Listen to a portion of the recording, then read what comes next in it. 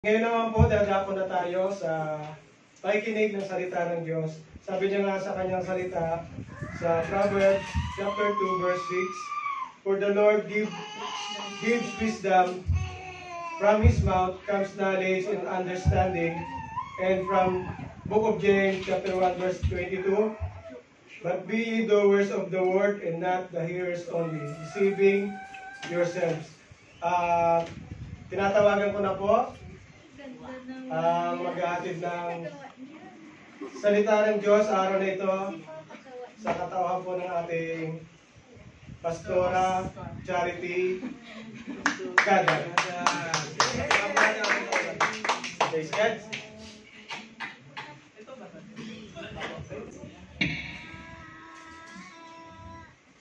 Praise God. Are we blessed sa ating awitan? Amen. So, indeed, no, pinadala at nilikha ng Diyos ang musika para siya ay papurihan natin, ibigay natin pabalik ang nararapat na papuri at pagsamba na para sa Kanya sa pamamagitan ng mga awitan, sa ating pag-aawitan at mga awiting Kristiyano. So, hindi yung pagpapupuri natin, hindi lang din naman na para ibigay natin kay Lord lahat, no? Kundi it is also para sa atin, para benefit din natin, no? Para i-remind sa atin na yung mga lyrics ng kanta, yun din mismo ang nagko-comfort sa atin, lalo na sa panahon na tayo ay may mga pagsubok, mga pinagdadaanan, yung mga kanta na pang-Kristiyano, yun ang nagko-comfort at nagbibigay ng pag-asa sa atin. Amen? Kaya patuloy natin papurihan ang Panginoon, mapa-Friday man o hindi. Amen? Amen. So good morning sa lahat. Good morning sa ating ating online Zoomers. Tatlo lang, no? Absent yata yung mga bago. May klase pa. Ngayon lang umabsent, no? So yung mga bago si Kuya Sandy, no? But good morning sa ating lahat. Kumusta po? Kumusta po? Kumusta po? Amen. Amen. So sabi nga dito sa slide ko, sa unang slide, that you are the greatest prophet of your life. Diba? Ikaw daw ang walang ibang makakapag-deklara sa buhay mo na yung sasabihin kundi ikaw. No? You are the greatest prophet over your life. Kaya kung anong sinasabi mo, positive man o negative, malamang yun ang mangyayari. Kasi yun ang dinideclare mo. So today, let us start our simulan natin ang ating gawain with a declaration. Amen po ba tayo? Gusto po ba natin yun? Amen. So let's declare and let us use the Word of God. Buksan niyo mga Bible nyo in the book of Philippians 1:6. Huwag niyong basahin yan. Kung gusto ko, basahin niyo kung anong version yung meron kayo.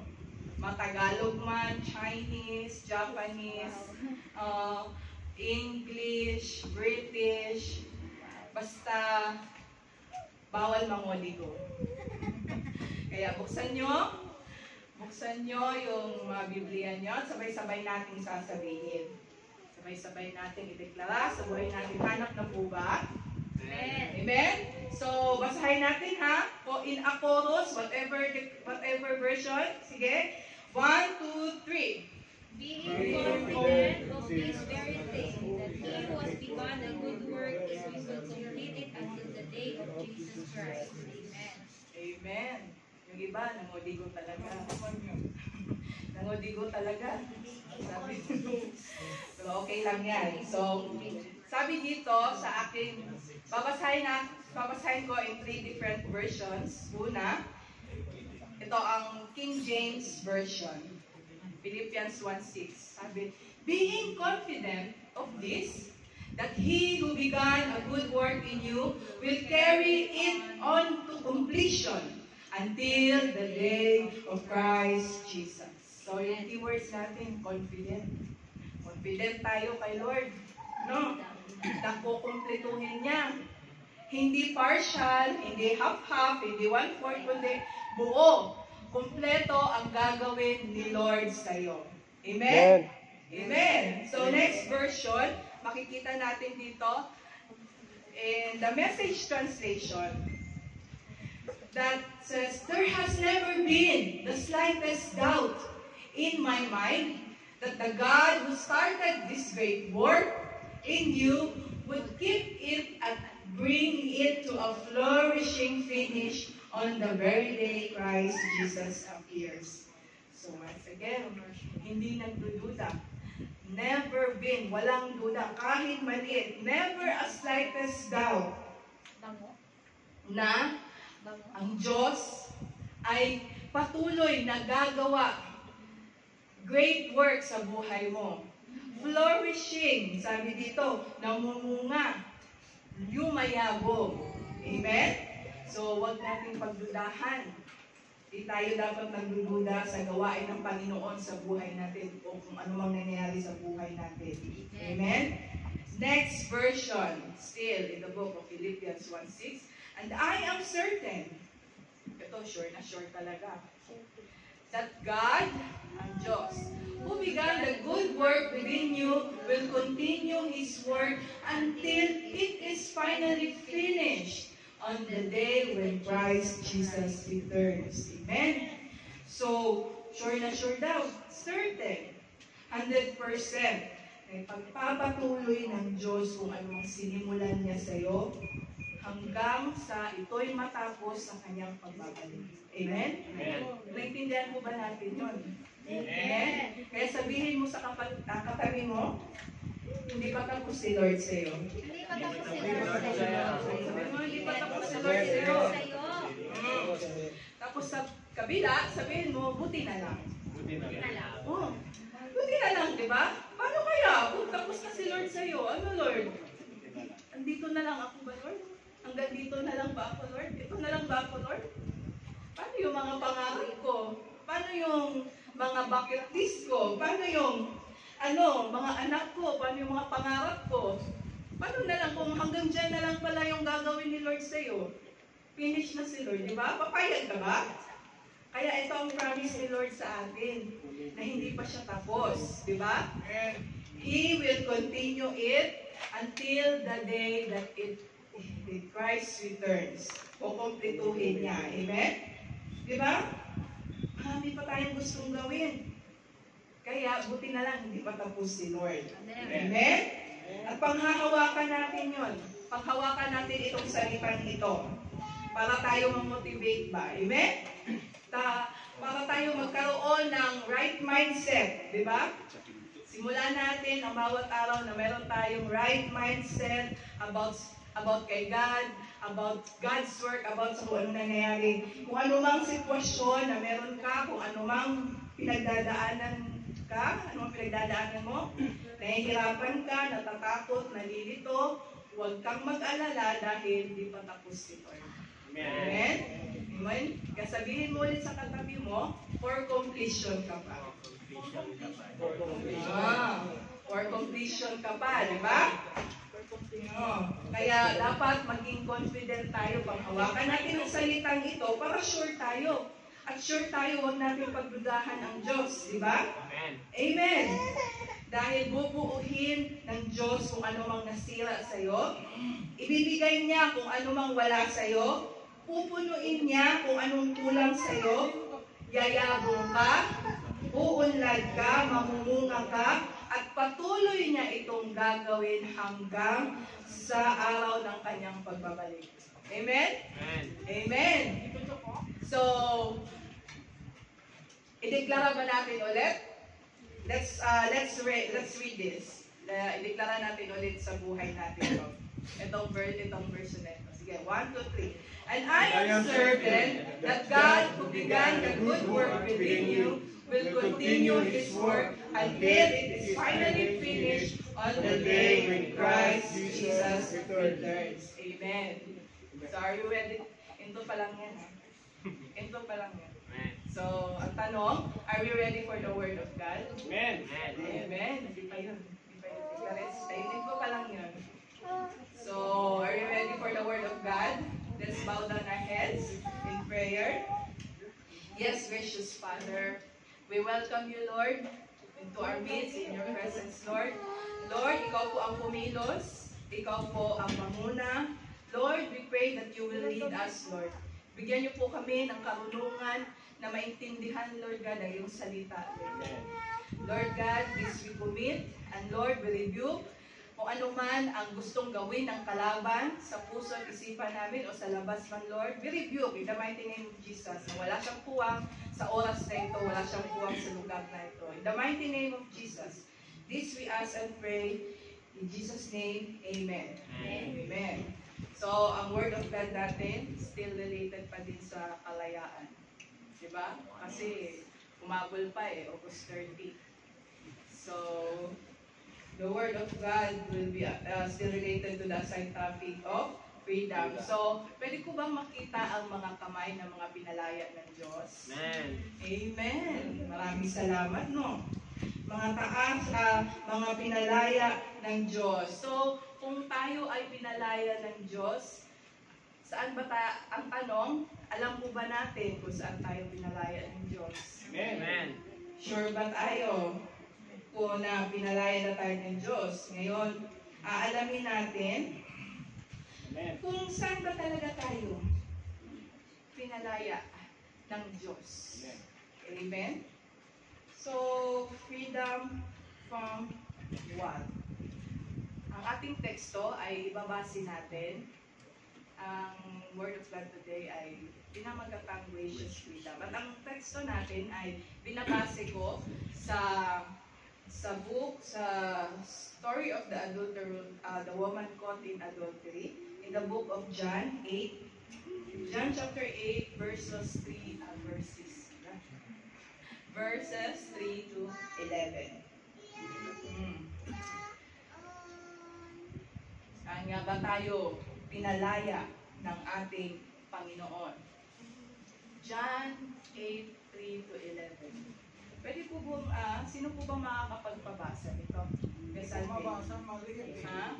Huwag na ikaw. Hindi mo na lang. Ano ba? Ano ba na lang? Praise God. Oh. John, Buksan niyo na lang yung mga Bible nyo. John chapter 8, verse 3 to 11. The scribes and the Pharisees brought a woman who had been caught in adultery, and placing her in the midst, for they said to him, Teacher, this woman has been caught in the act of adultery. 5. Now in the law, Moses commands us to stone such woman, so what do you say? 6. This they said to test him, that they might have some charge to bring against him. Jesus bent down and wrote with his finger on the ground. 7. And as they continued to ask him, he stood up and said to them, Let him who is without sin among you be the first to throw the stone at her.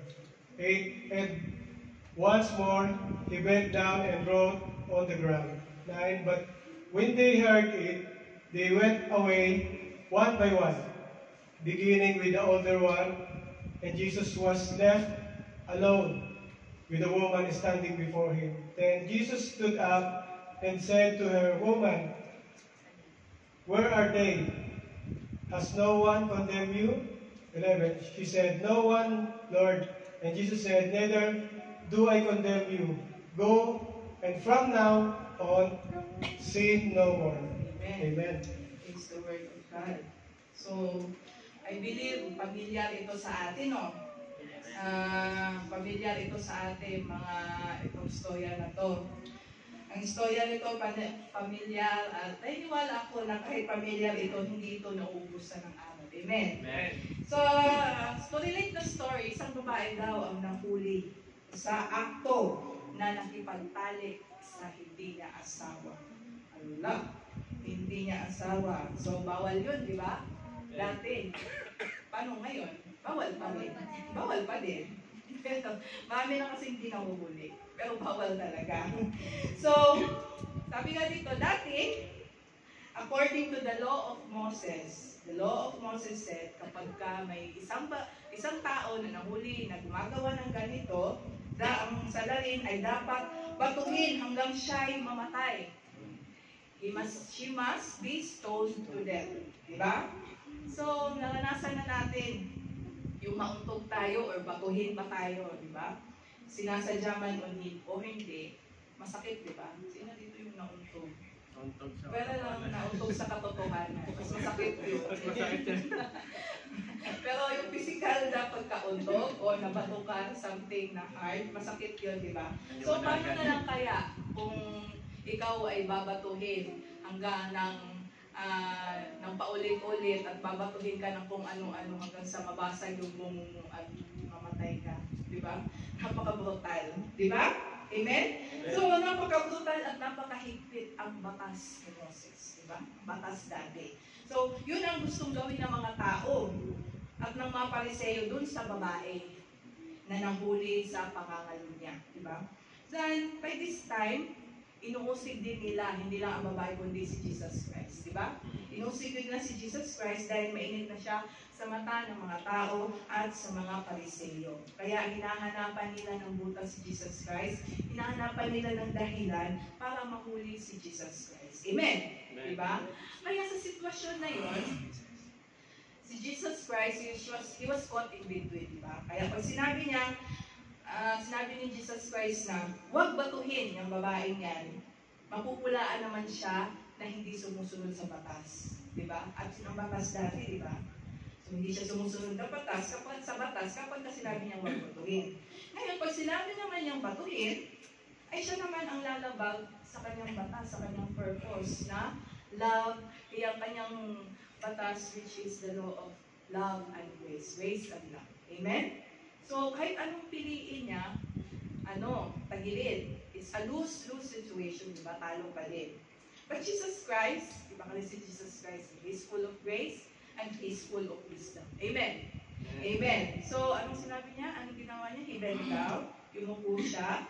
So, sinulat-sulat siya at sinabi niya na, sige, batuhin niyo, pero ang dapat nababato ay yung walang kasalanan or hindi nagkasala. Diba? Ayun, so yun ang sinabi ni Lord. Sige, batuhin nyo. Pero nag-set siya ng qualification ng mga babato sa babae. Dahil, knowing very well na alam ni Lord na ang lahat makasalanan at lahat nagkasala. Amen. Sino po ba dito ang hindi nagkasala? Wala. Tama yan. So, hindi nga lang nahuhuli yung mga tao yun. So, mga kasalanan nila. So, ano makikita natin dito? Mahigpit at malupit ang batas dati. Diba? Mahigpit. Ang daming batas. The law of Moses. Ang dami. So, ni-research ko, ang dami na, kahit i-research nyo ngayon sa Google, i-research nyo kung ilan ang batas ni Moses. Lumalalabas dyan sa Google, there are 613 law of Moses. Diba? Makikita yan sa the first 5 books of the Old Testament. Diba? 613, 613. So, sa dami nun, imagine sa daming batas nun, at sa daming sundin, sa daming pinagbabawal, hindi ka na makakilos na maayos, diba? Para ka na lang nakakulong. Amen? So, first point is, pinalaya tayo ni Jesus. Jesus freed us from the law. Amen? Sa batas, pinalaya, pumarito ang Panginoong Jesus para tayo ay palayain sa batas. Yung batas dati na mahigpit, na malupit, di ba? Pinalaya na tayo ni Lord dyan. Imagine, hindi ka nga masamang tao, at wala ka rin namang ginagawang bawal, pero sa daming kailangan sundin, pero sa daming kailangan gawin, pang wala ka na rin kalayaan, di ba? Kailangan daming gawin, di ba? So, what if tayo sinusunod, ganun pa din yung standards natin, sinusunod pa rin natin yung law of Moses ngayon. So, parang tayo alipin sa batas. Diba? Sa 613 na yun, sabi sa James 2:10, CEV version, if you obey every law except one, you are still guilty of breaking them all. So, hindi mo lang magawa yung ika-500 na batas out of 613, yung 500, yung number 500, hindi mo ginawa, you are still considered na lawbreaker. Di ba? Isa lang ang hindi mo ginawa, parang gano'n na din. Lawbreaker ka pa din, di ba? You are still guilty of breaking the law. Di ba? Binali mo na din yung batas. Di ba?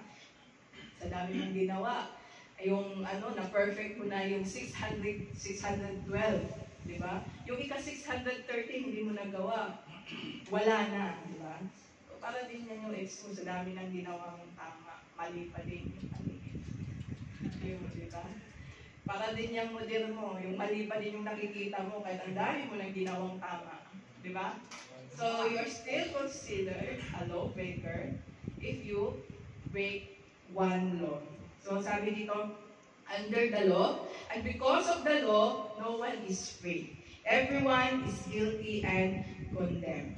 At kung si Lord, gagawin panukat yung batas na yon, yung 613 na yon, gagawin yung panukat sa atin. Bali yun ang criteria ni Lord. But if yun ang criteria ni Lord para tayo makapasok sa langit at para tayo itanggapin, anong sabi dito sa Romans 3:10? No one is righteous, not even one. Walang papasa sa atin. Diba? Amen? Walang papasa sa atin ni isa. Dahil lahat tayo, we are all guilty of breaking the law, of not following the law. Amen? Walang papasa sa atin. So, anong gagawin natin sa batas na yan? Diba? Nag-i-exist naman yan. Nag-i-exist yan the law of Moses. Anong gagawin natin? Inalis na ba yan? O hayaan na lang ba yan? O hindi na natin susundin yan. Dati naman yan, old version naman yan. Dito tayo sa version 2.0. Pero sabi dito sa Matthew 5:17, do not think that I have come to abolish the law or the prophets. I have not come to abolish them, but to fulfill them. Amen? Hindi ito inalis ni Lord, pinlalo niya. Bagkus siya'y naparito para bigyang ganap ang batas. Amen? In other words, Jesus is the law. Jesus is the new law. Pumalito siya. His law, ang bago niyang batas is about grace and love. Amen? Amen? Yun ang bagong batas niya. Just like the adulterous woman. Diba? Kahit nahulihan siya sa akto, hahatulan na siya, may hatol na sa kanya, is stoned to death. But God, Jesus, ano ginawa ni Jesus? Hindi siya hinatulan ni Jesus that time. Kung tutuusin, si Jesus lang ang qualified na bumato sa kanya because namuhay si Jesus na walang kasalanan. Diba? Jesus is sinless. But Jesus didn't, hindi niya kinondemn yung babaeng yun. Why? Bakit? Kasi Jesus is full of grace and love. And Amen? Amen. It's about grace. Awa, diba? Hindi natin deserve yung pagmamahal. Hindi natin deserve, but He is full of grace. Kaya ang nangyari, pinalaya niya pa rin ang babae. Pinalaya niya yung babaeng yun sa kanya sanang sasapitin sa malupit na batas. Amen?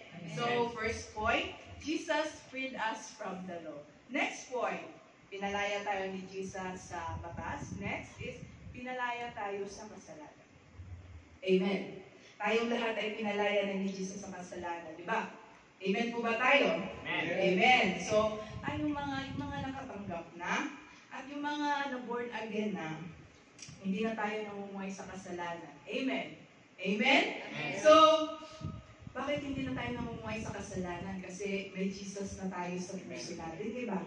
At si Jesus ang naghahari sa puso mo. At if you are truly born again, hindi ka nagaganahang gumawa ng kasalanan, di ba? Yung nadidiscern mo na alam mo na yung mali sa tama, di ba? Like, yung mga gawain mo na, yung mga kalaswaan, alam mo malaswa, yan. Hindi mo na, ayaw mo na, iiwasan mo na. Alam mo na yung pagka naiingit ka, kaya nire-review mo yung sarili mo, di ba? Yung mga galit. Sabi nga ni, yung Kuya Marlon, yung unforgiving heart. Yung hindi pagpapatawad, yung mga bisyo, wala ka ng gana, di ba? Or kapag na born again ka na, iiwasan mo na. Amen? Amen. Like, pero ang tanong dito, hindi na ba tayo magkakasala? Hindi rin. Di ba? Hindi. Kakasala at magkakasala din tayo. Pero, kung yung sasadyain mo, at kung hahanapin mo na gumawa ng kasalanan, hindi na rin. Di ba? Hindi na rin. Amen? It's like, may conviction ka na. Di ba? Yun yung sinasabi nilang may konsensya. Diba? Yung kapag ka alam mong nakakumit ka ng mali, may bigat na sa puso mo. Di ba? At kapag ka alam mong mali yung gagawin mo, may bumabagabag sa kalooban mo. Di ba? Na mali at kasalanan yung gagawin mo. Amen? And it was the Holy Spirit. It is the Holy Spirit na tumutulong sa'yo na mag-discern. Di ba? Sa tama at sa mali. Di ba? Kaya sa mga kasalanan na yan, ang kasalanan na yan, parang ganito lang yan. Yan. Parang ikaw lang yan, yung unggoy. Yung unggoy na yan. Hindi naman yung unggoy, pero parang ganun na rin. For example, you are tempted to do something or pang magkasalanan ka, di ba?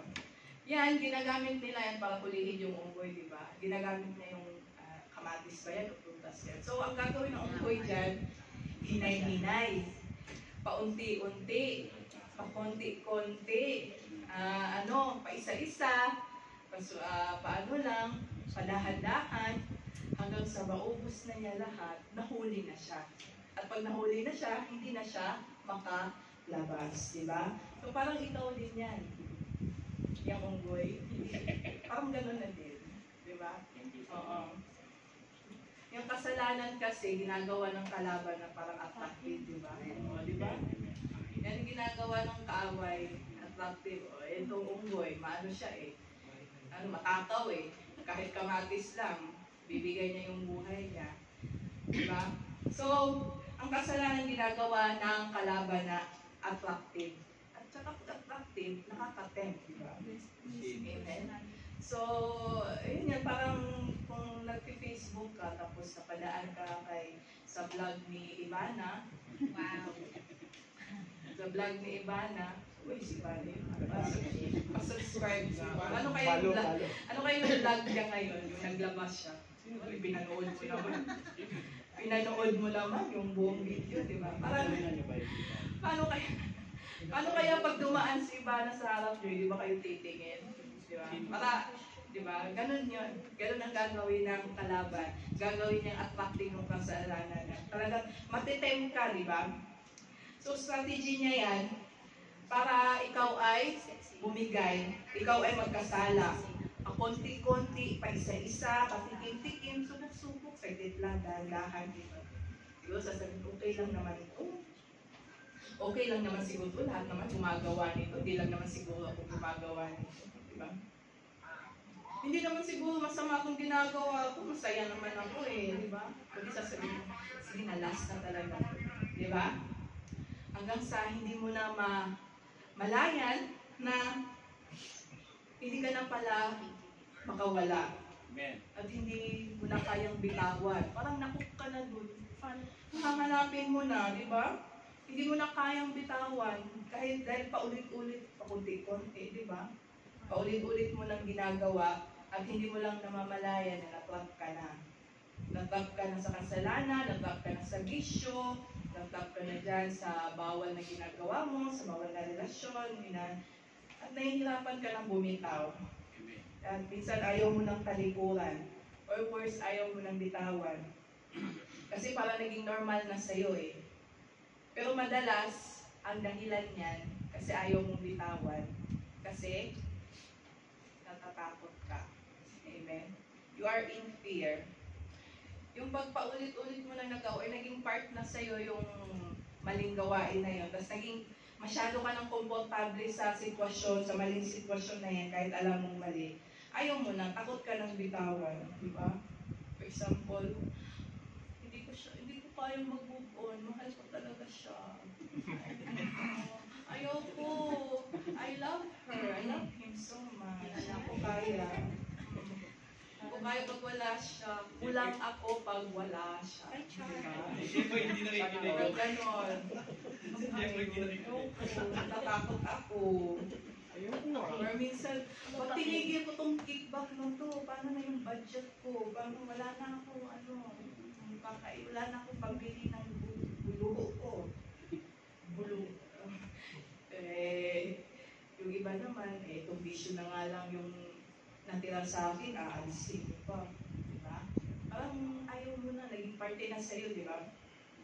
Normal na ginagawa mo yun kahit alam mong mali. Di ba? Kahit alam mong bawal. Kahit alam mong kasalanan, di ba? But the book of Romans says, Romans 6:14 says, sin is no longer your master, for you no longer live under the requirements of the law. Instead, you live under the freedom of God's grace. Amen? Sabi, hindi ka na daw dapat mamumuhay at magpaalipin sa kasalanan. Dahil, pinalaya na tayo ni Jesus. Pinalaya na tayo ni Jesus sa batas. Anong sabi sa point 1? Unang-unang pinalaya na tayo ni Jesus sa batas at pinalaya na tayo sa kasalanan. Kaya, sin is no longer your master. Hindi ka na, wala nang kapangyarihan yung kasalanan sa iyo. Diba? And we are not under the law, but we are set free under the grace of God. Yung sabi, diba? Kaya, sikapin natin na mamuhay ng matuwid. Amen? Sikapin natin dahil nandiyan lang ang Diyos, nakatingin lang ang Diyos sa atin. And God's grace is available for everyone. Nandiyan ang tulong ng Diyos. Tutulungan ka ng Diyos. Amen? Kapag ka talagang dinisire mo na magbago, pag dinisire natin na umalis sa maling sitwasyon na yan, tutulungan ka ng Diyos. Amen? It is God's grace na kakayanin mo yan. Minsan lang sabihin natin, sis, madali mo sabihin yan kasi hindi mo alam yung pinagdaanan ko. Madali mo sabihin yan kasi mahirap, hindi mo alam kung anong pinagdadaanan ko, kaya dali mo sabihin yan, di ba? So, okay, sige, mahirap.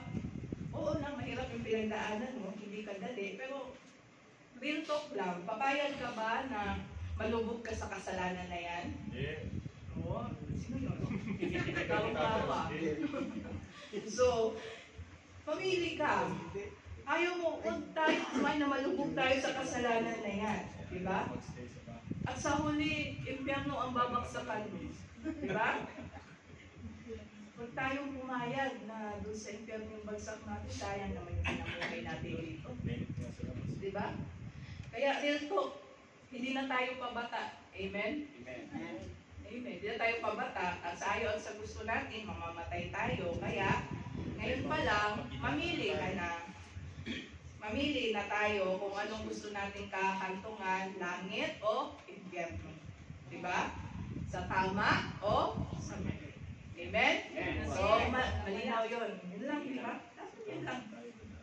Kaya, kailangan nating lumaya, diba? Malaya naman na tayo eh. Ang akala natin, nakakulong lang tayo, pero God, bukas lang yung pintuan. Amen? Pinalaya na kasi na tayo ni Jesus, ikaw lang ang ayaw lumaya, ikaw lang ang ayaw bumitaw. Gusto ko lang bumitaw. Ayaw mong bumitaw. Ayaw mong bumitaw. Pero ayaw ng puso. Ayaw pa rin bumitaw. Ayaw mong lumabas. At natatakot kang lumabas kasi natatakot ka kung anong buhay mo kapag binitawan mo yung sitwasyon mo. Pero sabi nga, bukas lang ang pintuan. God already opened the door. Ang kailangan mo lang gawin, lumabas. Diba? You just have to step out. Diba? Lumabas ka. Para ma-experience mo yung init sa labas. Hindi, para ma-experience mo yung grace ng Panginoon. The freedom of God's grace. Amen? And sa tulong ng Panginoon, by the grace of God, kakayanin natin itama ang mali sa buhay natin. Amen? Amen. By the grace of God, malaya kang mamuhay ng tama sa mata ng Diyos. Amen? Amen. So just like the adulterous woman, katulad ng babaeng na hulihan sa akto ng pangangalo niya. Guilty siya? Of course, guilty siya. Nahulihan siya sa akto kaya nga nahuli siya, di ba? So, guilty siya at kahit pag guilty siya at nahulihan siya sa akto, ang ginawa ni Jesus sa kanya, Jesus showed her grace, di ba? Grace is the grace of God at pinalaya siya. Amen? Di ba? Nabato ba siya? Hindi. Nakulong ba siya? Hindi rin. Go. Ang sabi ni Lord, go. But sin no more. Huwag natin kalimutan yun, di ba? Hindi naman tayo gano'n, di ba? O sige, hindi yung, o sige, back to normal, o back to basic. Okay, balik na naman ako sa kanya. Balik na naman ako. Nasa na ba yung account niya? Nasa na ba yun siya? Saan na kaya siya nakatira ngayon? Hindi ganun yun, di ba? God is full of grace and truth. So, go and sin no more. Di ba? Hindi natin gawin kung ano man yung dating ginagawa natin. Amen? Ang mali. So, God freed us from the law. God freed us from the sin. Third is, God freed us from death. Amen? So, Christ set us free from death. Amen. Pinalaya na tayo ni Jesus sa kamatayan. Diba? Pero mamatay din naman tayo. Diba? Lahat naman tayo mamamatay. Amen? Amen. Diba? Ang tanong lang, gusto mo na ba? Hindi mo na. Oo, magtanong mo. Dito pala si Kuya Jerry. Nagawang pa Siya sila pala natin yun basketball Si Kuya Jerry pala yun Hindi na siya sa baba, may basketball na. Wala naman kami sinabi. Oo, wala naman sinabi. Wala naman sinabi. Wala naman sinabi. Lucky na lang. Ba't mo naman kasi inaano? Bakit mo pinupunyan si pinapahamak mo naman si tatay talaga Secret nyo lang yun So, lahat tayo mamamatay. Pero wag muna. Di ba? Wag muna, di ba? Ayaw natin. Romans 6:23, anong sabi? Sino mga kapagsabi may premyo galing kay Kuya Eddie?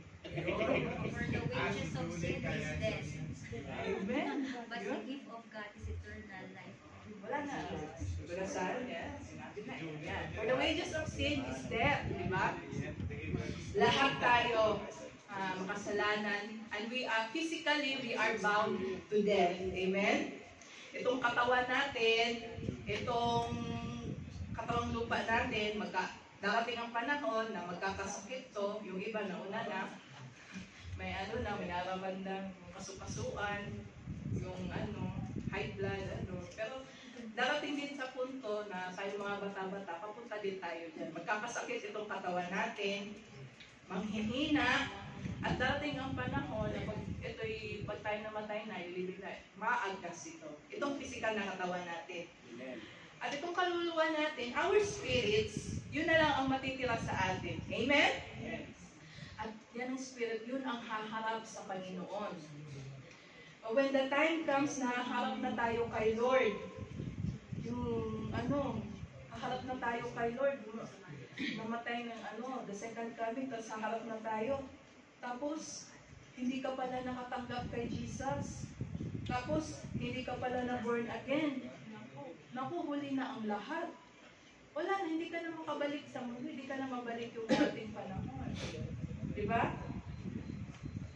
Kaya ang sentensya mo, pagdating ng panahon na yun, dahil hindi ka namuha, dahil wala kang Jesus, at hindi ka na born again, ang sentensya mo ay kamatayan at pagtitiis sa dagat-dagatang apoy.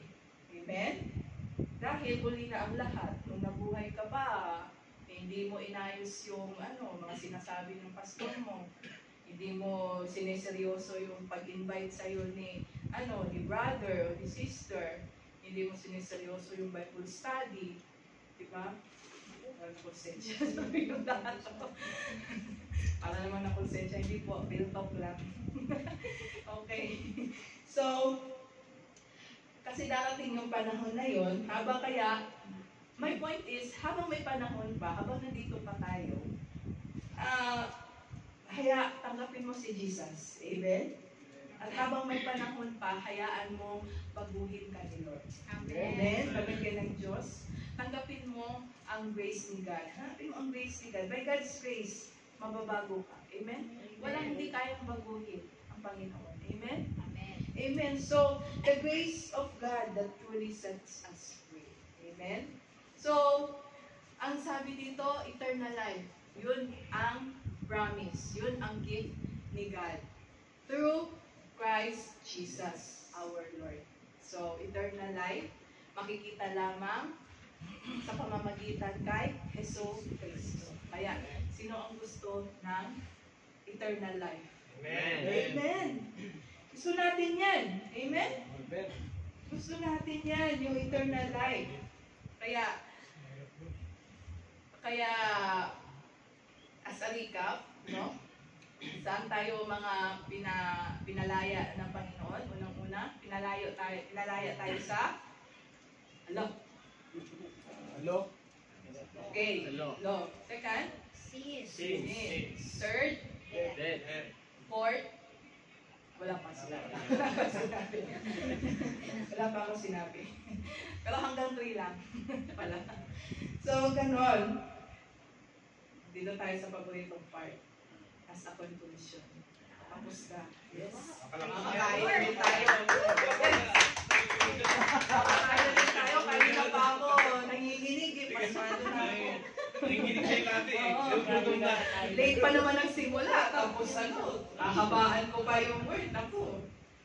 Manginginig na. Ata, bababa na yung sugar ng iba dyan. Kuya Jay, yung conclusion daw. So, conclusion, Tinawag si Kuya Jay. gusto ko lang iparating ng sa lahat, this verse, so if the Son sets you free, you will be free. Diba? Amen. Huwag nating pagdudahan ang kalayaan na binigay sa atin ng Panginoon. Dahil tunay kanyang pinalaya.